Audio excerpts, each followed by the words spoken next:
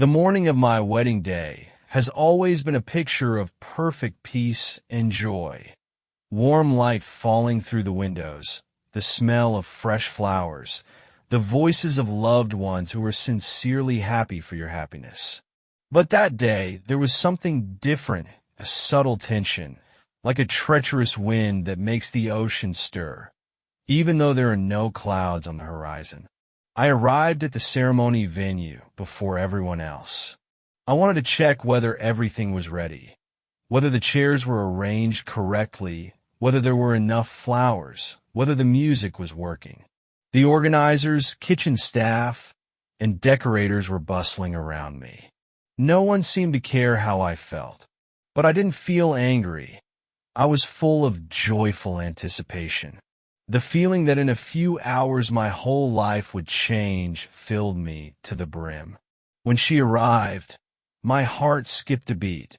Her car rolled up to the entrance, and I saw her get out, dressed in a silk robe decorated with lace that reminded me of her wedding dress. Her hair was neatly tied back, but a few strands stubbornly escaped from her hair, framing her face. She was beautiful. All eyes were on her, but I saw only her. I walked towards her, and every step was filled with the happiness you experience only a few times in your life. But when our eyes met, something changed. Her eyes, usually so sincere, seemed clouded. Her smile, so familiar and dear, looked like a stretched mask. This feeling was so subtle that I decided to ignore it. Just nerves, I convinced myself. It was our day, the day we had been planning for months. Everything had to be perfect, and any doubts simply had no right to mar this moment. When she went into her room to get ready, I stayed in the hallway. Instead of returning to the guests or continuing to check on the preparations, I remained standing there. I was overcome with a strange apathy. It was as if everything I was supposed to do suddenly stopped mattering. Memories were spinning in my head of our first meetings, of that winter when I first saw her in a coffee shop, of our first trip to the ocean. I held on to these moments like a lifeline, and yet, despite all these memories, something in the air prevented me from breathing fully. It was as if the room was stuffy, and I felt every heartbeat too clearly. I decided to go into the hall where the rehearsal was taking place. The guests started arriving, and their smiles calmed me down a bit. But the more people I saw, the more I felt like it was all just an illusion. As if I were a hero in a play where every role is already written, but I don't know what the ending will be. An hour later, I saw her again. She was already wearing a wedding dress, snow white, with a long train and exquisite embroidery. She looked like a painting. Her beauty was literally disarming, and for a moment I forgot everything that was bothering me, but only for a moment. She came closer, and I saw her hands trembling slightly. She tried to hide it by clutching the bouquet of roses, but I knew her too well not to notice. Something was wrong, but again I didn't ask questions. We took a few photos together, and every flash of the camera seemed fake to me. The smiles were fake, the gestures were staged. My friends who were standing next to me said something funny, tried to relax me, but I was as if I was absent. I kept looking at her, trying to understand what her eyes were hiding. When the photographer finished, she said she wanted to be alone for a while before the ceremony. I nodded and went to another room. But when I was alone, the feeling of anxiety became unbearable. I looked at my reflection in the mirror and asked myself, why do I feel like something is about to collapse? The time was approaching the start of the ceremony, and I tried to push all my doubts away. But as soon as I came back out into the hall, her assistant ran up to me and said that she wanted to see me. Her voice was quiet, even a little nervous. I didn't ask any questions and just went to the room where she was getting ready. The feeling of anxiety grew with every step. My heart was beating faster, although there was no reason for it. When I opened the door, I saw her standing in front of a large mirror, her back to me. She didn't turn around immediately. Her shoulders slumped slightly, and I noticed her take a deep breath before she spoke. There was a silence around us that echoed in my ears. She looked like a statue, frozen in her dress, surrounded by the reflection of flickering lights. Her hands were trembling slightly, her fingers nervously closing into a thin line on her stomach. She remained silent for a few more seconds, and then a bitter word broke through her lips. "I have something important to tell you." Her voice, normally so soft, now sounded as if she was forcing every word out of her. At that moment, a siren sounded in my head. Was it something important? What could be more important than our vows, which we were about to make in front of all our loved ones? I couldn't speak. I couldn't even take a step forward. I just stood there, feeling my heart pounding somewhere in my throat, and my lungs felt like they had stopped working. Her eyes still didn't look at me. She was studying her reflection in the mirror, as if she wanted to make sure that this was really happening. A few tears fell on her hands, and it seemed so alien to her that I couldn't believe my eyes. "What?" I finally whispered. The voice came out of me so quietly that I'm not sure if she heard. But she understood. Her shoulders shook again, and she finally turned to me. Her eyes, the eyes I loved more than life, were full of pain. It was not just fear or shame. It was real despair that seemed almost physically tangible. "I've made a mistake," she began, and every word stabbed me like a blade. "I can't hold it in anymore." Her voice was trembling, and with every passing second, my anxiety was turning into real panic. She turned to the mirror again, as if she couldn't bear to see my face. Her back now seemed to me like a barrier between us, and I realized that it wasn't just excitement or fear of the ceremony. It was something more, something indescribable that was about to become part of my reality. Time, which seemed endless, froze around us, turning the room into a tiny world filled with only anxiety, silence, and the echo of our own thoughts. I watched her every move, the way she tried to cope with the emotions that were burning her from the inside. Her body looked tense, as if she was ready for a battle. But this battle was not with me. She was fighting with herself, with her conscience, with the words she was afraid to say. The room was small, although it was actually one of the largest in the building. A huge mirror reflected her image, and this reflection only emphasized the tension that was unfolding between us. I saw her hands fall heavily on the table, as if she didn't have the strength to keep them in the air. Her fingers curled around the edge, leaving marks on the smooth surface. She was looking at her reflection, but I could see that she didn't see herself. She was seeing something bigger, something that scared her. Everything that was happening reminded me of a scene from a movie, where the viewer knows more than the hero, but cannot change anything. I felt like a stranger in my own body. The anxiety that had been a barely noticeable fog a minute ago now consumed me completely. I could feel her fear and pain almost physically. It was almost impossible to bear, but I couldn't look away. It was too quiet around us. The silence was almost tangible, like a thick fog filling every crack in space. My thoughts chaotically intersected, creating more and more new scenarios of what could have happened. Everything we had created together, everything we had planned, was now hanging in the balance.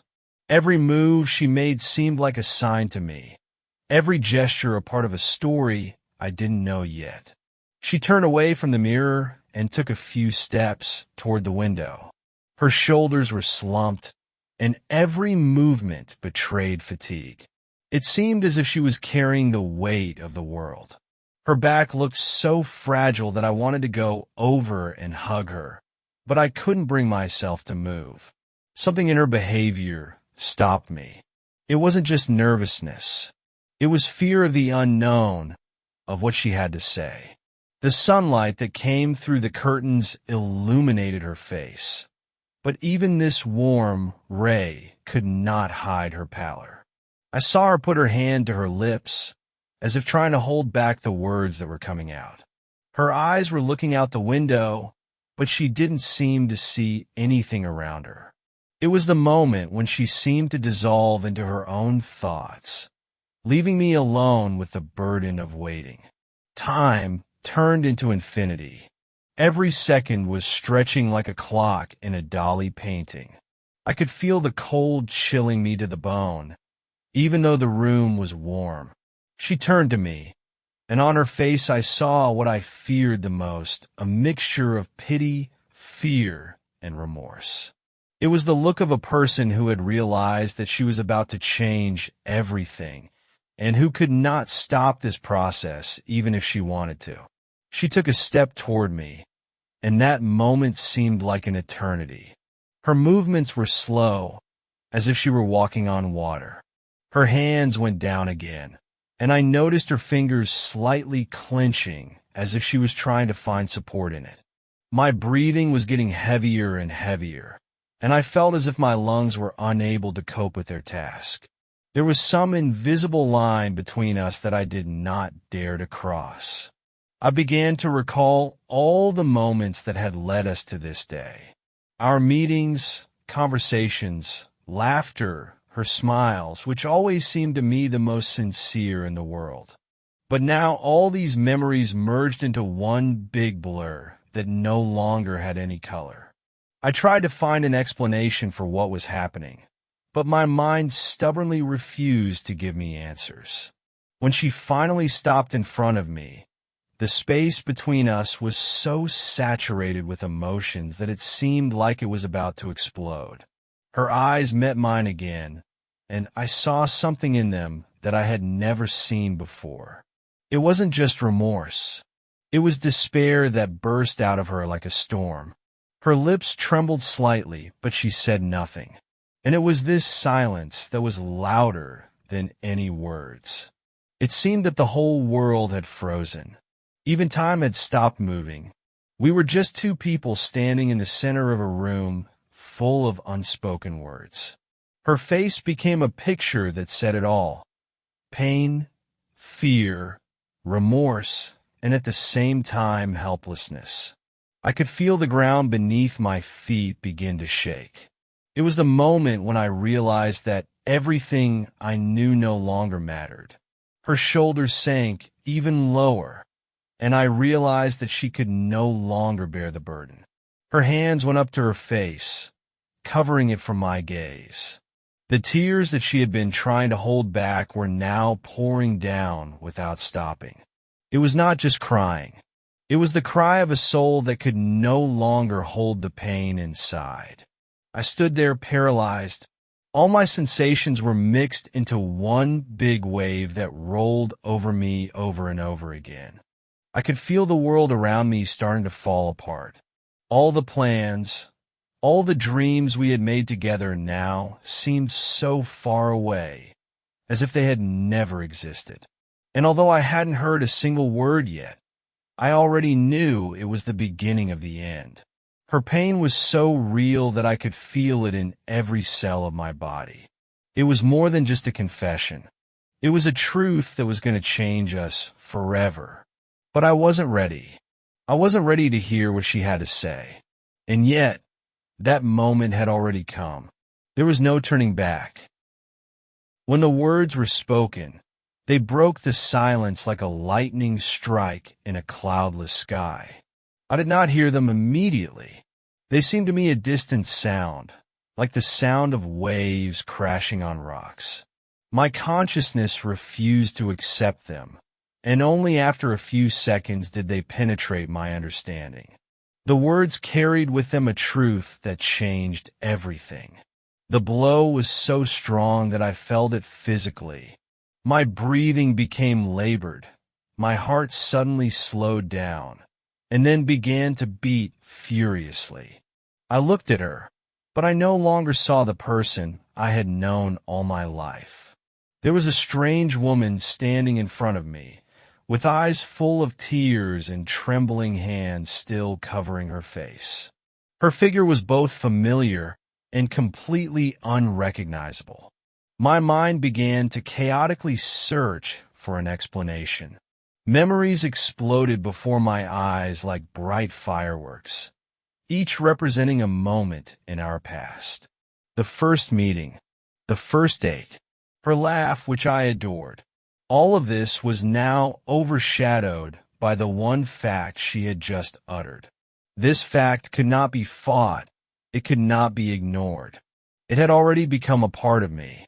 The room fell into an oppressive silence.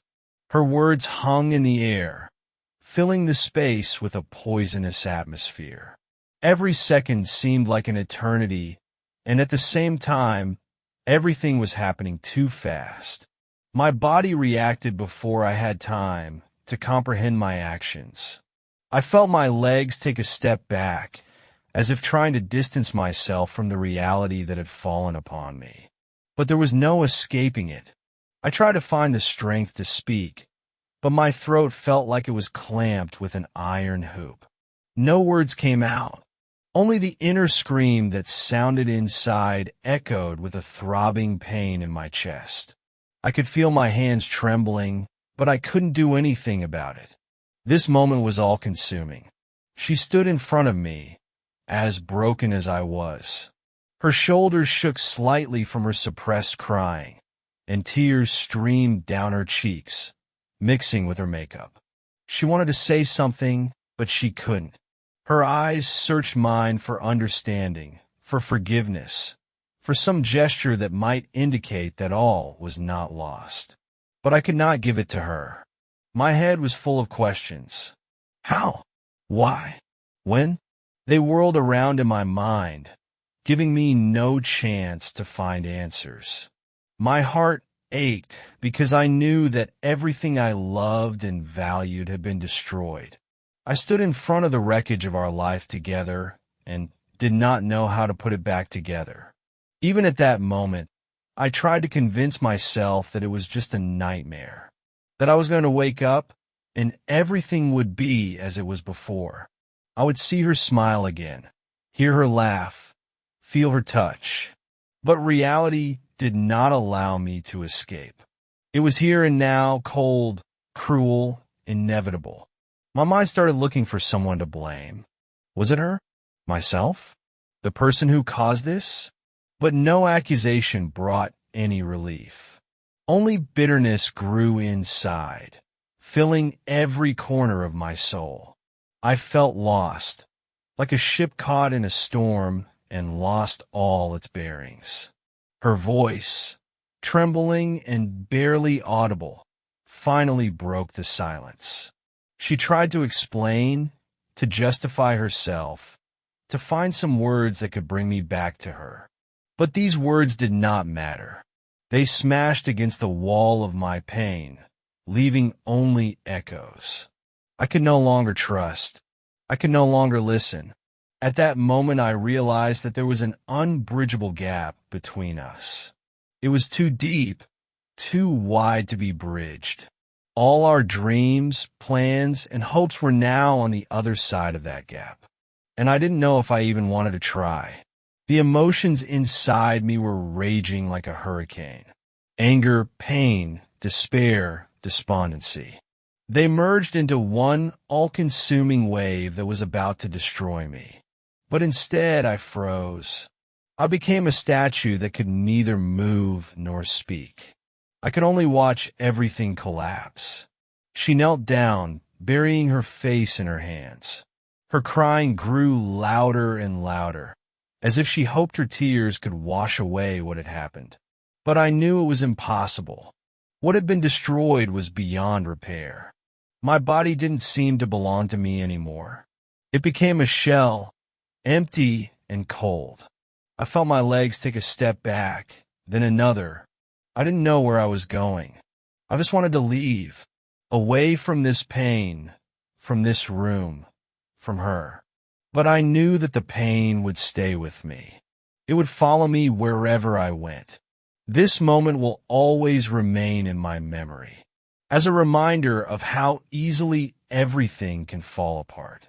How painful it can be to lose something you thought was unbreakable, and how hard it is to live with it. When I left the room, the world around me seemed different. I could hear the voices of the guests, laughter, music. But for me, it was all distant, as if from another reality. My world was full of only silence and pain, and I knew that I would never be able to return to the way I was before. I stood in the dark corridor, barely able to stand. The loud sounds of the celebration came from the other end of the building, but to me they sounded distant, like a memory of another life. A life in which I was still happy and in love. My heavy breathing and the beat of my own heart were the only things that brought me back to reality. Everything that had happened a few minutes ago seemed unreal, like a bad dream from which you want to wake up. There was no point in staying here any longer. Her confession was the last straw that broke our connection, like a glass bridge that could not withstand the weight of time and lies. I slowly walked to the hall where the guests were waiting for me, and with every step, I felt an unbearable weight falling on me. This was supposed to be the best day of my life, but instead it turned into my worst nightmare. When I walked into the hall, all eyes turned to me. People were laughing, raising their glasses, discussing their expectations of the upcoming ceremony. Their faces shone with joy and delight, but I could not share their happiness. My heart was torn to pieces, and the only thing I wanted was to disappear. I walked over to the table where our wedding glasses were. Her glass was decorated with white ribbons that I had chosen myself, and mine was simple, with a restrained decor. These glasses were supposed to symbolize us, two different parts that complement each other. But now this symbol was empty. I had to say something. Everyone was waiting. They didn't understand what was happening. I could feel their tension, their anticipation. My voice sounded deaf, as if I were speaking through a thick wall. I tried to explain the situation, but I couldn't say more than a few sentences. Only short phrases that there would be no ceremony, that it was over. The guests did not understand at first. There were whispers in the room, then a quiet sigh of surprise, which quickly turned into a wave of questions. Her friends and relatives looked at me with indignation, not understanding what had gone wrong. But I couldn't tell them the truth. It was our personal tragedy, and I didn't want to share it with the whole world. I saw her walk into the hall, her eyes red with tears and her makeup smudged. She looked like she was fighting the urge to fall to her knees and beg me to stay. But I couldn't. There was an emptiness between us that could not be filled. Her words, her confession, they destroyed everything we had. I wanted to run away, but I knew I had to finish this day. Not for myself, for her, for our families, for everyone who came believing in our love. I went to the microphone and said a few words. I said that not all fairy tales have a happy ending, that sometimes life changes our plans and we cannot avoid it. I apologized to everyone and left the hall. A cold wind met me outside. It pierced me to the bone, but at the same time brought a long-awaited relief. I stood under a cloudy sky and felt a silence falling over me. It wasn't the same silence that had been in the room after she had spoken. It was the silence of a new beginning. Painful, difficult, but necessary.